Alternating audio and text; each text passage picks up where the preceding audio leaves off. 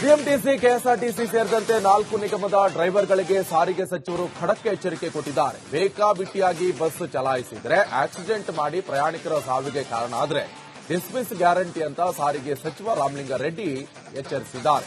ಇತ್ತೀಚೆಗೆ ಬಿಎಂಟಿಸಿ ಹಾಗೆ ಕೆಎಸ್ಆರ್ಟಿಸಿ ಬಸ್ಗಳಿಂದ ಅಮಾಯಕರ ಪ್ರಾಣ ಕಳೆದುಕೊಳ್ಳುತ್ತಾ ಇದ್ದಾರೆ. ಈ ಹಿನ್ನೆಲೆ ಎಚ್ಚೆತ್ತುಕೊಂಡಿರುವಂತಹ ಸಾರಿಗೆ ಸಚಿವರು ಸಾರಿಗೆ ಅಧಿಕಾರಿಗಳಿಗೆ ಖಡಕ್ ಸೂಚನೆ ಕೊಟ್ಟಿದ್ದಾರೆ. ಸ್ವಲ್ಪ ಇತ್ತೀಚೆಗೆ ಜಾಸ್ತಿ ಆಗಿದೆ, ಮತ್ತೆ ಪ್ರಾಣಹಾನಿ ಕೂಡ ಆಗ್ತಾ ಇದೆ. ನಮ್ಮ ಡ್ರೈವರ್ಸ್ಗೆ ಆಕ್ಸಿಡೆಂಟ್ಸ್ 3 ಥರ ಇರುತ್ತೆ. ಒಂದು, ನಮ್ಮ ಡ್ರೈವರ್ಸೇ ತಪ್ಪಿರ್ತಕ್ಕಂಥದ್ದು, ರ್ಯಾಶ್ ಡ್ರೈವಿಂಗು, ಓವರ್ ಸ್ಪೀಡು, ಮತ್ತೆ ನೆಗ್ಲಿಜೆನ್ಸು, ಅಂಥವ್ರ ಮೇಲೆ ಕಠಿಣ ಕ್ರಮ ತಗೊಳ್ಳಿ ಅಂತ ಹೇಳಿದ್ದೀನಿ. ಇನ್ನೊಂದು, ಇಬ್ಬರದು ತಪ್ಪಿರುತ್ತೆ, ಆಪೋಸಿಟ್ ಬರೋ ವೆಹಿಕಲ್ದು ತಪ್ಪಿರುತ್ತೆ, ನಮ್ಮ ವಾಹನಗಳದ್ದು ತಪ್ಪಿರುತ್ತೆ. ಅಂಥದ್ದನ್ನ ಸೀರಿಯಸ್ ಆಗಿ ತಗೊಳ್ಳೋದಿಲ್ಲ. ಇನ್ನು ಕೆಲವು ಇದರಲ್ಲಿ ನಮ್ಮ ಎಲ್ಲ ಬಸ್ಸಸ್ಸಲ್ಲೂ ಕೂಡ CC ಕ್ಯಾಮ್ರಾಸ್ ಇರುತ್ತೆ.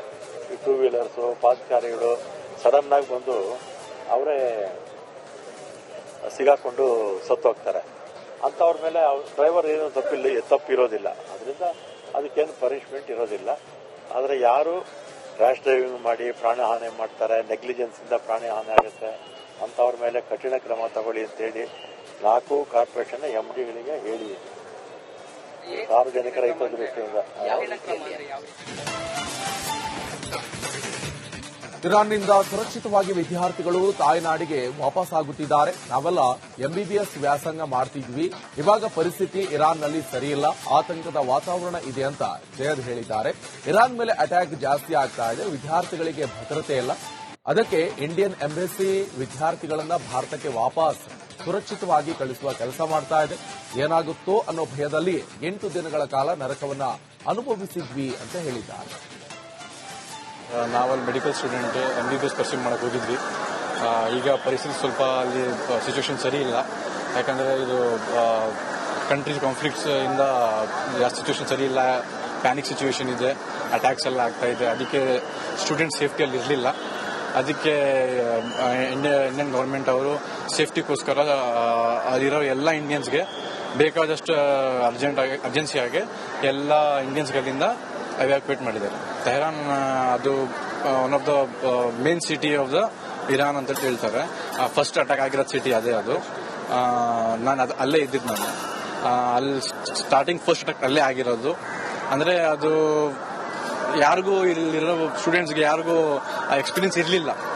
ಅದು ವಾರ್ ಹೆಂಗಾಗುತ್ತೆ ಏನಾಗುತ್ತೆ ಅಂತ ಹೇಳ್ಬಿಟ್ಟು ಅದು ಸೌಂಡ್ಸು, ಅದು ಮಿಸೈಲ್ ಸೌಂಡ್ಸ್ ಅವೆಲ್ಲ ಕೇಳಿ ಎಲ್ಲ ಒಂದು ಪ್ಯಾನಿಕ್ ಸಿಚುವೇಶನ್, ಎಲ್ಲ ಭಯ ಬೀಳ್ಬಿಟ್ಟಿದ್ರು. ಅದಕ್ಕೆ as soon as possible situation ಆಗಿದ ತಕ್ಷಣ ಇಂಡಿಯನ್ ಎಂಬಸಿ ಅವ್ರು ನಮ್ಮನ್ನ ಕಾಂಟ್ಯಾಕ್ಟ್ ಮಾಡಿದ್ರು. ಕಾಂಟ್ಯಾಕ್ಟ್ ಮಾಡಿದಾದ್ಮೇಲೆ ಎಲ್ಲ ಪ್ರೋಟೋಕಾಲ್ಸ್ ತಗೊಂಡೋಗ್ಬಿಟ್ಟು ಫಸ್ಟ್ ಎಲ್ಲ ಸ್ಟೂಡೆಂಟ್ಸ್ನ, ಎಲ್ಲ ಇಂಡಿಯನ್ಸ್ನ ಅಲ್ಲಿಂದ ಒಂದು ಸೇಫ್ ಜಾಗದ ರಿಲೊಕೇಟ್ ಮಾಡಿ, ಆಮೇಲೆ ಆ ಜಾಗ ಸೇಫ್ ಇದೆ ಇಲ್ಲ ನೋಡ್ಬಿಟ್ಟು, ಇಲ್ಲ ಅಂದ್ರೆ ಮತ್ತೆ ಅಲ್ಲಿಂದ ಮತ್ತೆ ಬೇರೆ ಜಾಗ ರಿಲೊಕೇಟ್ ಮಾಡಿ, ಆಮೇಲೆ ಇಂಡಿಯನ್ ಗೌರ್ಮೆಂಟ್ ಇಂದ ಕಾಂಟ್ಯಾಕ್ಟ್ ಮಾಡಿ ಆಮೇಲೆ ಅಲ್ಲಿಂದ ನಮಗೆ ಎವ್ಯಾಕ್ಯುಯೇಟ್ ಮಾಡಿದ್ದಾರೆ ಸರ್ ಇಲ್ಲಿಗೆ. ಸರ್ ನಾವಲ್ಲಿ ಮೆಡಿಕಲ್ ಸ್ಟೂಡೆಂಟ್ MBBS ಪರ್ಸ್ಯೂ ಮಾಡಕ್ಕೆ ಹೋಗಿ.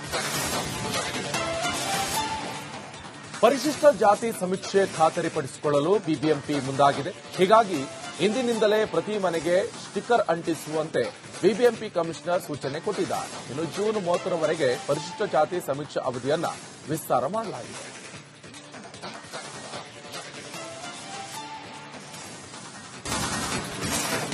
ಬಿಎಂಟಿಸಿ, ಕೆಎಸ್ಆರ್ಟಿಸಿ ಸೇರಿದಂತೆ 4 ನಿಗಮದ ಡ್ರೈವರ್ಗಳಿಗೆ ಸಾರಿಗೆ ಸಚಿವರು ಖಡಕ್ ಎಚ್ಚರಿಕೆ ಕೊಟ್ಟಿದ್ದಾರೆ. ಬೇಕಾಬಿಟ್ಟಿಯಾಗಿ ಬಸ್ ಚಲಾಯಿಸಿದ್ರೆ ಆಕ್ಸಿಡೆಂಟ್ ಮಾಡಿ ಪ್ರಯಾಣಿಕರ ಸಾವಿಗೆ ಕಾರಣ ಆದರೆ ಡಿಸ್ಮಿಸ್ ಗ್ಯಾರಂಟಿ ಅಂತ ಸಾರಿಗೆ ಸಚಿವ ರಾಮಲಿಂಗಾರೆಡ್ಡಿ ಎಚ್ಚರಿಸಿದ್ದಾರೆ.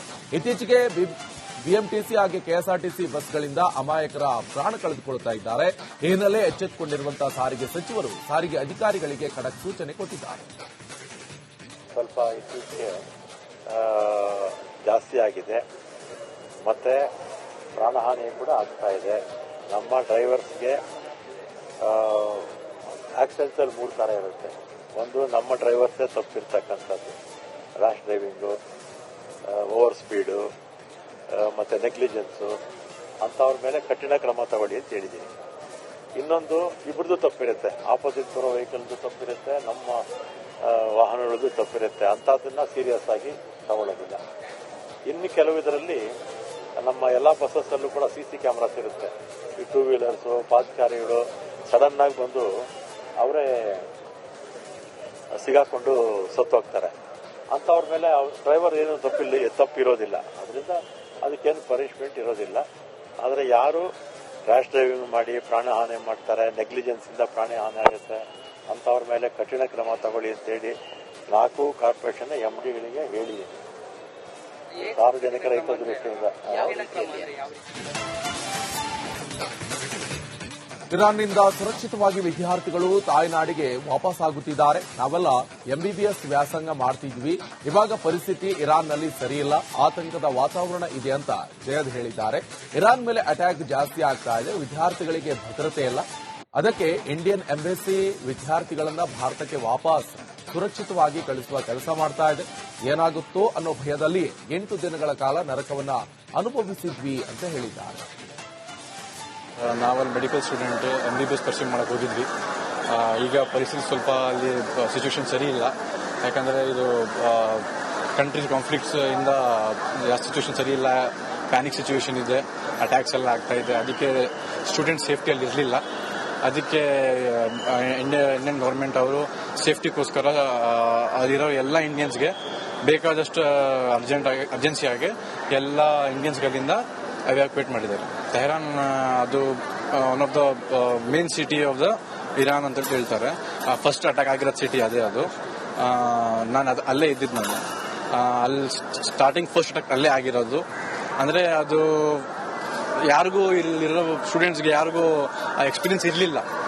ಅದು ವಾರ್ ಹೆಂಗಾಗುತ್ತೆ ಏನಾಗುತ್ತೆ ಅಂತ ಹೇಳ್ಬಿಟ್ಟು ಅದು ಸೌಂಡ್ಸು, ಅದು ಮಿಸೈಲ್ ಸೌಂಡ್ಸ್ ಎಲ್ಲ ಕೇಳಿ ಎಲ್ಲ ಒಂದು ಪ್ಯಾನಿಕ್ ಸಿಚುವೇಶನ್, ಎಲ್ಲ ಭಯ ಬೀಳ್ಬಿಟ್ಟಿದ್ರು. ಅದಕ್ಕೆ as soon as possible situation ಆಗಿದ ತಕ್ಷಣ ಇಂಡಿಯನ್ ಎಂಬಸಿ ಅವ್ರು ನಮ್ಮನ್ನ ಕಾಂಟ್ಯಾಕ್ಟ್ ಮಾಡಿದ್ರು. ಕಾಂಟ್ಯಾಕ್ಟ್ ಮಾಡಿದಾದ್ಮೇಲೆ ಎಲ್ಲ ಪ್ರೋಟೋಕಾಲ್ಸ್ ತಗೊಂಡೋಗ್ಬಿಟ್ಟು ಫಸ್ಟ್ ಎಲ್ಲ ಸ್ಟೂಡೆಂಟ್ಸ್ನ ಎಲ್ಲ ಇಂಡಿಯನ್ಸ್ನ ಅಲ್ಲಿಂದ ಒಂದು ಸೇಫ್ ಜಾಗದ ರಿಲೊಕೇಟ್ ಮಾಡಿ, ಆಮೇಲೆ ಆ ಜಾಗ ಸೇಫ್ ಇದೆ ಇಲ್ಲ ನೋಡ್ಬಿಟ್ಟು, ಇಲ್ಲ ಅಂದ್ರೆ ಮತ್ತೆ ಅಲ್ಲಿಂದ ಮತ್ತೆ ಬೇರೆ ಜಾಗ ರಿಲೊಕೇಟ್ ಮಾಡಿ, ಆಮೇಲೆ ಇಂಡಿಯನ್ ಗೌರ್ಮೆಂಟ್ ಇಂದ ಕಾಂಟ್ಯಾಕ್ಟ್ ಮಾಡಿ ಆಮೇಲೆ ಅಲ್ಲಿಂದ ನಮಗೆ ಎವ್ಯಾಕ್ಯುಯೇಟ್ ಮಾಡಿದ್ದಾರೆ ಸರ್ ಇಲ್ಲಿಗೆ. ಸರ್ ನಾವಲ್ಲಿ ಮೆಡಿಕಲ್ ಸ್ಟೂಡೆಂಟ್ MBBS ಪರ್ಸ್ಯೂ ಮಾಡಕ್ಕೆ ಹೋಗಿ. ಪರಿಶಿಷ್ಟ ಜಾತಿ ಸಮೀಕ್ಷೆ ಖಾತರಿಪಡಿಸಿಕೊಳ್ಳಲು ಬಿಬಿಎಂಪಿ ಮುಂದಾಗಿದೆ. ಹೀಗಾಗಿ ಇಂದಿನಿಂದಲೇ ಪ್ರತಿ ಮನೆಗೆ ಸ್ಟಿಕ್ಕರ್ ಅಂಟಿಸುವಂತೆ ಬಿಬಿಎಂಪಿ ಕಮಿಷನರ್ ಸೂಚನೆ ಕೊಟ್ಟಿದ್ದಾರೆ. ಇನ್ನು ಜೂನ್ 30ರವರೆಗೆ ಪರಿಶಿಷ್ಟ ಜಾತಿ ಸಮೀಕ್ಷೆ ಅವಧಿಯನ್ನ ವಿಸ್ತಾರ ಮಾಡಲಾಗಿದೆ.